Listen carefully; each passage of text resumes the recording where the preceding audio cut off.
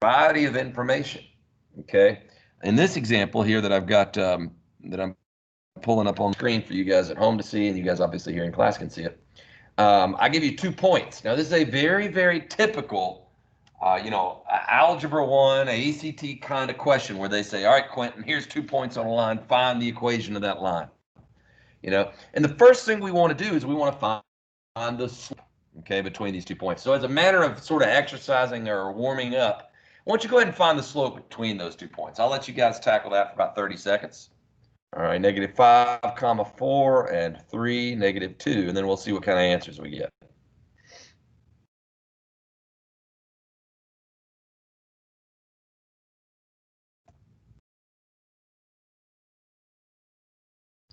You guys at home, of course, if you have not already, make sure you got your cameras turned on so I can see you.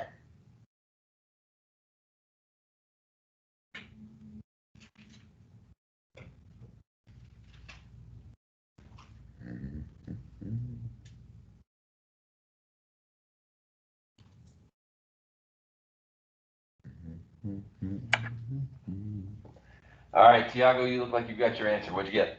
-3/4. -3/4. Quentin, do you agree or disagree? Quentin agrees. Paul, what about you? Do you think you got a better answer? No? All right, so -3/4. Let's check that out. Well, remember we said you can draw it out, but if time is of the essence, drawing it out is not the most efficient way. Using the formula is the most efficient way. And Luke, what's that formula that we should always know? y1, no, y2 minus y1. Beautiful. So does it matter, Jake, which one we call x2, y2, x1, y1? It does not. So like we could start and we could say -2 minus 4 and come back and say 3 minus -5, just the same as we could say 4 minus -2 over -5 minus 3. It does not matter as long as you're consistent. Okay, as long as whatever you call y2, you go to that same point and consider that your x2. All right, so in this case, we got -6 over 8, which I like how you guys simplified that down. We always want to simplify our slope down, okay? Now, if you've been taking pretty good notes, you'll notice right now that even though, like I was telling Quentin a second ago, it's like, I gave you 2 points, find the line. Even though that's different, once you find the slope, it becomes the same problem as before. Look back in your notes at example 2. What did I give you in example 2? The slope and a point, just some random point, all right? Now, in this case, we found the slope, -3/4. Let's use that in conjunction with one of the other points. I'll just pick this other point since it's got some smaller values. And work it similarly to how we worked the last one. All right, you'll remember in the last one, we used point slope form. We plugged in y minus y1 equals m x minus x1. You get the same exact answer. Again, like I said, if you said y minus y1 equals m x minus x1, right? If you don't believe me, take both of those from point slope form and work out the arithmetic, simplify them out. You'll get the same answer. Okay, you'll get the same answer. That, truth be told, I think I said this yesterday, that's how I learned it when I was your age. Okay, my teacher taught me the 3 forms of a linear equation are standard, slope, intercept, and point slope. If you have 2 points, find the slope, then pick one of those points and plug it into point slope form, just like we did in green right there. And I'll let you guys simplify those 2 out.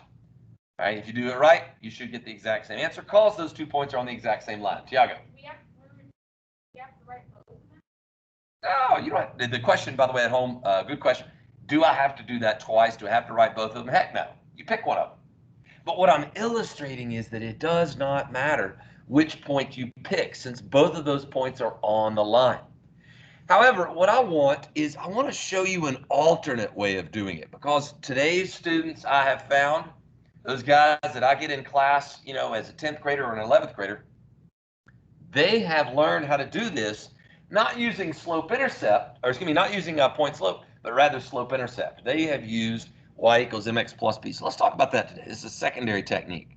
Y equals mx plus b. How many letters do you see in that formula?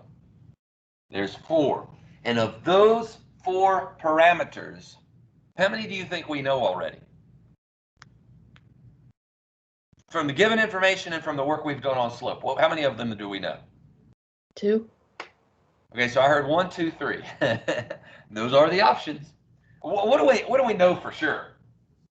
We know the slope. We know m. All right, so I know what m is. What do x and y stand for? Points. The coordinates of any point on the line. Okay? The coordinates of any point on the line. Now, do I know a point on the line? Of course I do. I got it circled in black up there. So of those 4 parameters, man, I know 3 out of the 4. I don't have a clue what b is, right? Alex, what does b stand for this line? Y equals mx plus b. M is the slope. B is the... You got to work a little harder here, Alex. It's called slope intercept form. M is the slope. B is the y-intercept. The y-intercept. Make a note of that. In y equals mx plus b form, M is the slope. B is the y-intercept. All right. Now, let's plug in. This is how students do it these days, I reckon. Let's plug in those 3 parameters that we know. All right, so we'll plug in. We'll say, okay, Coach Morgan, we've already found the slope. That's good. And then you gave me the point 3, -2. And I don't know what b is just yet. Right? So we found our slope in orange. We were given the point's coordinates in black. Again, Quentin, does it matter which point I plug in? No, it does not. Absolutely not. I could have just as easily, we won't take class time to do it, but I could have just as easily plugged in -5 right there for 3 and 4 right there for -2. Okay? And in fact, if you're feeling froggy and you want to, run those numbers. You'll get the same exact answer. All right, let's go ahead and do this. What do we get? What do we get? What do we get? We get -9/4 plus b equals -2. So we're going to solve for b. Okay, Mr. Rouse, what do I do to get b by itself? I don't really want to multiply by 4. Okay, we could. That's one way of doing it, I reckon. But I don't mind dealing with fractions. Look, that fraction's -9/4, and it's on the right. So if I want to change sides, I need to change signs. Why don't I add 9/4 to both sides? Why don't we say over here on the right, we'll say plus 9/4. And then on the left, we also say plus 9/4. Okay? Now 9/4 and -2 need a common denominator. So 2 is the same thing as 8/4. Okay? So 9/4 minus 8/4 is going to leave us with 1/4. And that's our y-intercept. So our final answer here, much like we would have gotten in green, is y equals -3/4 x plus 1/4. Okay, did you get that when you worked out those numbers in green? Is that what you got? I hope so. If you haven't done that already, you have not achieved alpha dog status. Okay, but if you did, you got y plus 2 equals -3/4 x plus 9/4. Subtract 2 from both sides. Remember how we said 2 is the same thing as 8/4? And looky, you got 9/4 minus 8/4. That gives us that 1/4 right up there. Same deal over here. Y minus 4 equals -3/4 x. Minus negative becomes plus +5. 5 times -3 is -15. -15/4. When I add 4 to both sides, guess what? 4 is the same thing as 16/4. And then lo and behold, again, when we combine those two like terms, much like we did right up here, we're still going to get that 1/4. So my point is that the answer is going to be the same, whether you do it in blue or in green. Question, Tiago. What if you had added 9/4 instead of subtracting 2? Well, because that 2, so the question was, what if we had down here, On the point slope. On the point slope. Okay, hold on. So like this 2 over here. Yeah, we added 9/4 to that. Well, it was already 9/4 was positive on that. So if you had thought, well, let me move it to the left, we'd have to subtract 9/4 from both sides. And 2 minus 9/4 will be negative 1/4 over on the left, and then we'd have to move it back to the right to make it positive 1/4. Okay. Now, I don't know about you guys. You might have seen me delete the or erase the part down there at the bottom in red. But, y equals negative 3/4 x minus 1/4. That's 2 fractions. That's twice the fraction action than we're used to. So supposing I asked you to put this in standard form. It's an exercise that we did twice yesterday. All right, being able to move standard form to slope-intercept form, also being able to move backwards from slope-intercept form to standard form is a skill that we need to have. And this will be where I go with what Ben said about multiplying everything by 4, because that's going to kill the denominators. That's going to kill off the fractions. So if I do that, if I times everything by 4, I got 4y equals negative 3x plus 1. And just add 3x to both sides. We get 3x plus 4y equals 1. And that's a much nicer equation, at least for the aesthetics of it, than the slope-intercept form. Perhaps not as useful, but it looks better. Okay? And here's what you need to be able to do, fellas. You need to be able to tell the equation of the line based on whatever descriptors you're given in either form. Say in my notes, I need to be able to write the equation in slope-intercept form as well as standard form. Because sometimes, like put yourself in like the ACT kind of scenario. Okay, typically you guys think about that when you're juniors. Think about it right now as you're an 8th grader. Okay, is that an open-ended test, or is that a free response test, or is that a true-false test, or is that a multiple choice test? What does the ACT give you? They give you options. They give you 5 options for each question. It's multiple choice, right?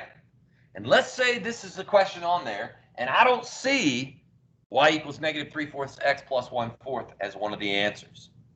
Okay? I don't need to lose hope. I need to think, oh, well, maybe they want the answer in a different form. And I'll look again after doing a little bit of work in red there, and I see, oh, okay, yeah. 3x plus 4y equals 1 is one of the answers. Ding, ding, ding, winner, winner. All right, so being able to find the equation of a line passing through 2 points, you can do it either way. You can do point slope form, old school. Coach Morgan learned it that way. Or you could do it slope intercept. I really don't care. Okay, I want you to do you. You be comfortable with whatever technique. And you know what? Because can I assume y'all haven't done this yet in y'all's middle schools? Y'all have not done this yet? Okay. Hey, be able to wow your teacher. Be able to wow your teacher when he or she is showing you the ropes on these kinds of questions, right? Be able to do it either way. And then when he or she shows it to you, like let's say he or she shows it to you using the point slope form in green, you humbly, you could say, hey, there's another way that I have found that I do this, and that you could do this, and I kind of like it better. Can I show you? Or ask the question, hey, could we do the same thing using slope intercept form, plugging in for x, y, and m, and solve for b, and that way you can be a little bit more versatile. Okay, I coach baseball. One of the things that we look for is in a baseball player is versatility. If it's a kid that comes to us and he's a PO, you know what PO stands for? Anybody? Nobody knows what a PO is? It's a pitcher only. Yeah, there you go. Pitcher only. Thank you, Reed. A pitcher only. If you come to us as a pitcher only, you better be a dang good pitcher. Okay, you know what I'm saying? But if you come to us as a kid that can play shortstop, that can play outfield, and that can pitch, you're more versatile.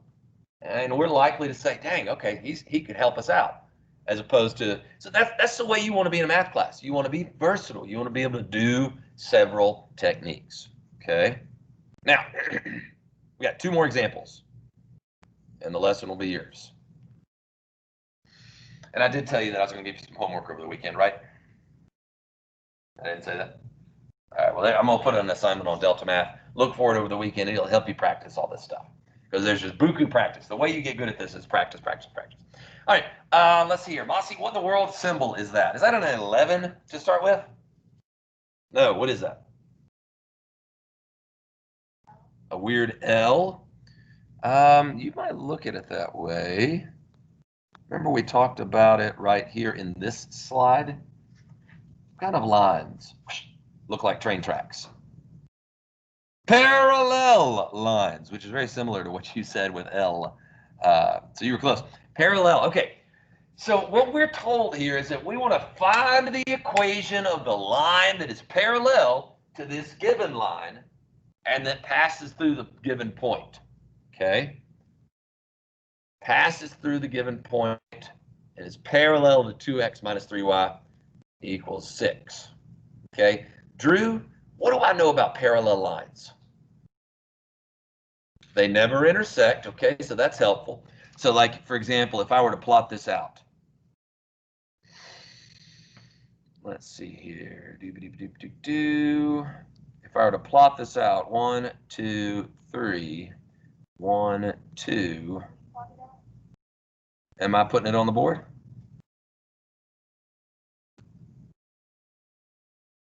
Then you put it in your notes. All right. And then the point 6, negative 1. So let's do 1, 2, 3, negative 1. Right there. So we want our, that's all that in black is the given information. How did I graph it out? What did I do? I used my intercepts technique. In my brain, I was doing the cover-up principle. I covered up the x term and said, oh, y needs to be negative 2. I covered up the y term. I said, oh, x needs to be 3. Cover-up principle. All right. Quickly graph that out. So parallel means here. Let's do this in red. Means that yes, Drew, you're absolutely right. They'll never intersect. But I need something a little bit more helpful. Charlie Griffith, tell me, what else do I know about parallel lines? Pertinent to our discussion this week, where we've been working with characteristics of lines. What is the major characteristic of lines that we've been dealing with? That it is true that lines never end, but that's not the major thing we've been talking about. The major thing we've been talking about is slope. Now, Chuck, I'm going to throw it back to you, okay? What can you tell me about parallel lines looking at this picture and thinking about slope? They got the same slope, okay? I could draw a million bazillion parallel lines and they'd all have the same slope. They'd all have the same slope, okay? So the first step on this one is let me find the slope of the black line. Some of you alpha dogs maybe already found it. What is it?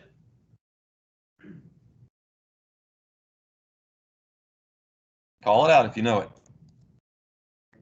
Good. Our slope is 2/3. Now, how did we find that? Tell me how you found it. Rise over run. Okay, rise over run what?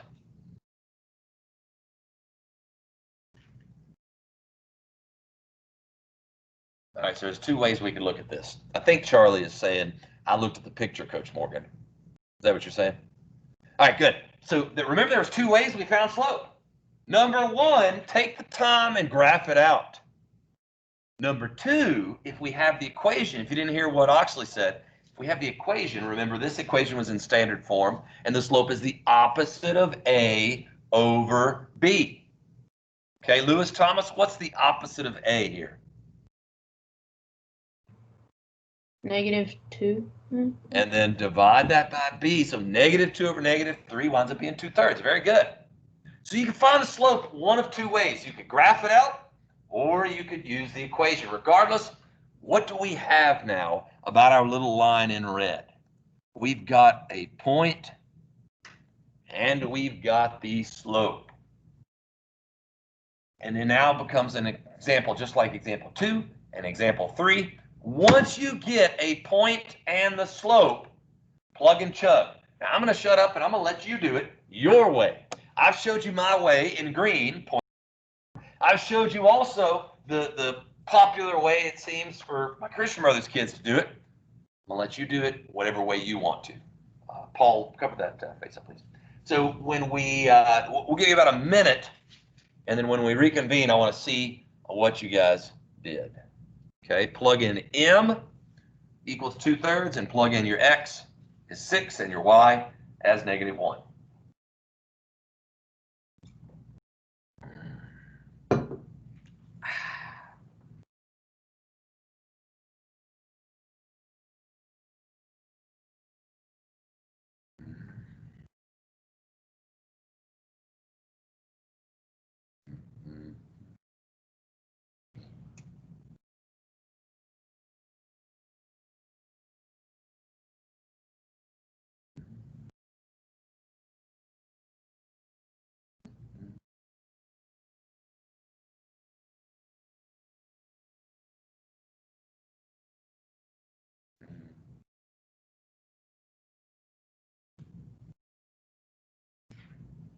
I give you 30 more seconds.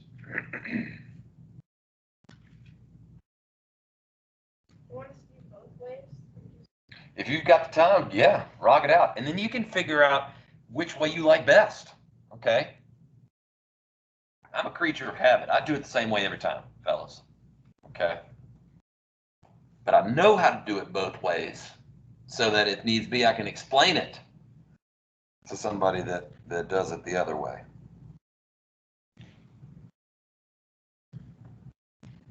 They got that hammer thing going on out there in the courtyard again. Did y'all see that? Or did y'all hear me talking about that yesterday? After y'all's class dismissed yesterday, I went out there and I was going to show everybody how big and strong I am. So these kids were like, eh, and they were hitting it. Little freshmen, eh, and they were hitting it. And I got up there and I'm like, all right, let me see this. Bang! Knocked the bell. And I felt like such a man. And then I was just like, oh, my back. Oh, gosh. They were like, Coach Morgan, are you okay? I'm like, yes, I'm fine. Shut up. Leave me alone. My back was sore. All right. Who did it using slope intercept? Who did it that blue way? All right, James, lay it on us. What'd you do? I got -1 equals 2/3 times 6 times b. All right, what's 2/3 times 6? Make that 1. You mean just 4? Yeah. All right. Last step would be to do what? All right, so we got b equals -5. Okay, and again, once you've got the slope and the y-intercept, you can easily put that together. Now, I'm assuming there was a little snafu on the fraction, but that's okay. But once we've got that, we can put it together as y equals 2/3 x minus 5, and that's a fabulous answer. It makes sense, graphically speaking, doesn't it?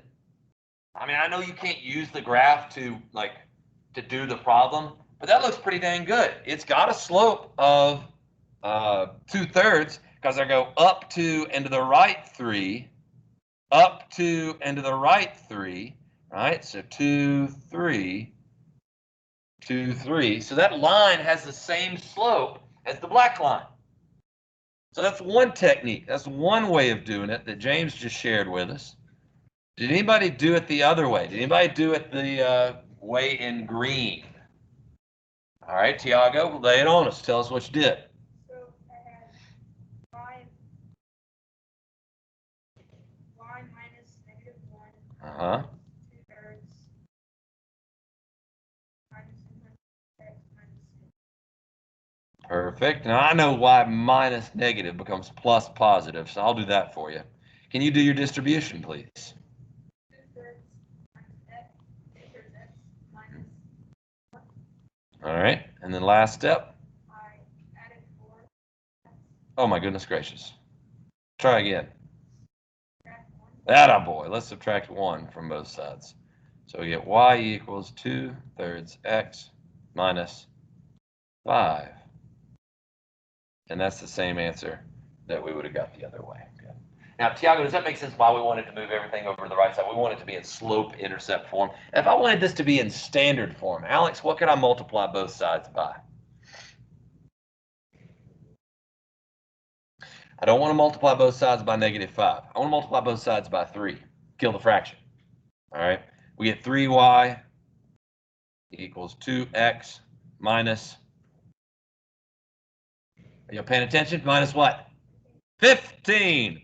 The kiss of death, I think I said that yesterday, would be where we get all happy thinking, oh yeah, I'll kill a fraction, multiply by 3, multiply by 3. And then we leave it as -5. We forget to multiply everything by 3.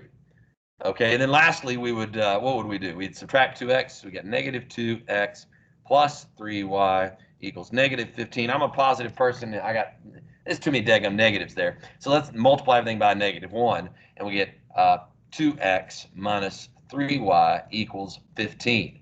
And that's another answer. We want to be versatile. So either of those two answers, I'll highlight them in yellow, either of these two answers will get the job done as far as describing the equation of the line that is parallel to the given line, all right, and that is passing through the given point. What do you notice, by the way, about those two equations in standard form? What do you notice about them? Did you see what I just kind of boxed in and circled with orange and red? They got the same left-hand side. That's a telltale sign of parallelism. If you've got the same left-hand side in standard form and a different right-hand side, those two lines are parallel. All right, now I got a little trick question for you. What if you had the same side, the same two things on the left-hand side, and you had the same thing on the right-hand side? It's the same line, okay? So like, for example, and I know this seems maybe kind of trivial, but look, what if I told you here, I'll use a different color. What if I told you there was some line 4x minus 6y equals 30? What do you think about that? That's the same line. If we divided both sides by 2, we'd get down to what we started with. So you've got the idea of parallel lines. They have the same slope, but different y-intercepts. Two lines that coincide. Look, are you looking at my forearms? Here's parallel lines. Here's two lines that coincide. They are the same line in disguise. Two lines that coincide have the same slope and the same y-intercept. Not different. That's parallel. Same. Hey, did I ask you guys a question yesterday about what do you call two lines that are not parallel, but they also don't intersect? Anybody look that up? They're called skew. S-K-E-W. That's a fun word to say. Let's all say that word. Skew. Oh, I didn't hear it. I'm sorry. Say it again. Skew. It's like you're grossed out. It's like skew. When you take geometry next year, you'll talk about lines that are not in the same plane. All right. So two lines that are parallel are in the same plane. Two lines that are perpendicular or just random old intersecting lines are in the same plane. But two lines that are not parallel and do not intersect must be, what's that word again? Skew. Last example, here we go. Okay, Jack McBee, what's that symbol mean? Upside down capital T.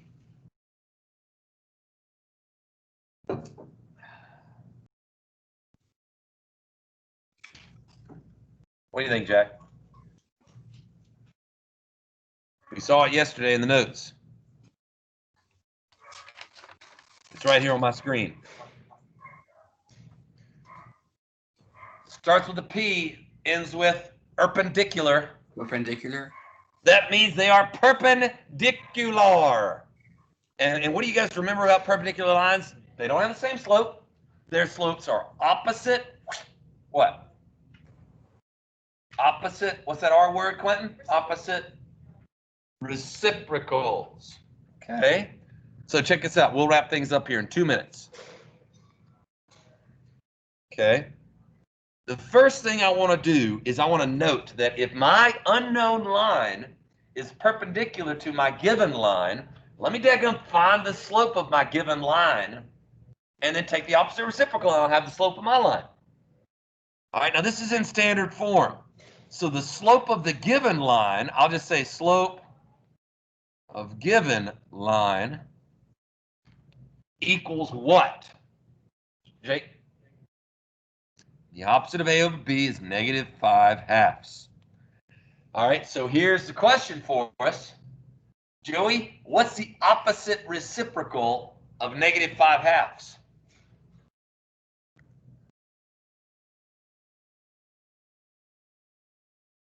2/5.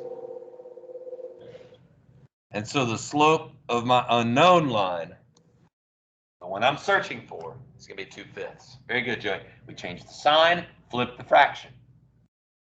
And then, fellas, then it's just a daggone problem like before. I mean, it's the same old dance with a little twist. We found the slope.